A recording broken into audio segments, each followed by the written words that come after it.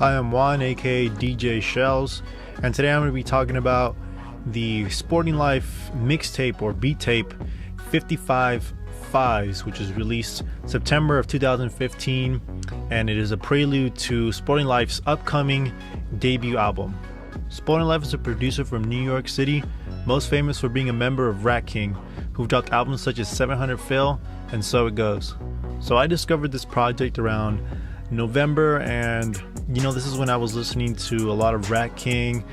I was up on 700 Phil, up on So It Goes, and I realized that Sporting Life made this tape, and this tape sounds very I don't want to say so much futuristic as it is kind of like nostalgic to like a 98 Nintendo 64 basketball video game sound.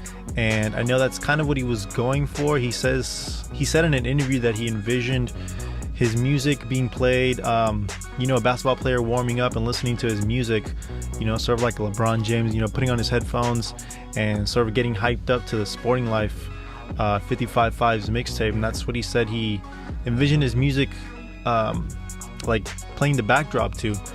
And upon listening to it, I can definitely see that happening and see that as like a possibility, especially on Bad, which has like this really driving drum, like drum and bass drum track, and it also features like this high-pitched like vocal scream, which is actually I saw in an interview that it's actually a drum that has been filtered like so much, and I don't know, he just really worked with it, and it sounds like some high-pitched like screaming, but it's actually just like a drum that he manipulated to sound the way it does. And some other standout tracks on this, I'd have to say Aloha, the very first track, which takes a while to get into, but once the actual drum track gets going, it has this like really like undeniable bounce to it. And then Pre-Order the Dope, has a nice groove, a nice driving bass to it. I saw in one of the YouTube comments, somebody says that it has a heavy emotional boogie, and I thought that would describe it pretty well.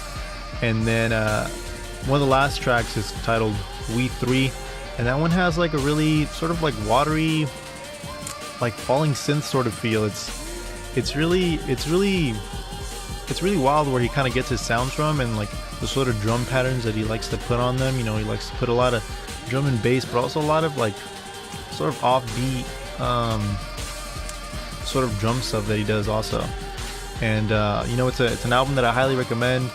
Not really like typical sort of like hip hop production, more just like a lot of free flowing instrumental stuff that can fit the backdrop to a basketball game or much more.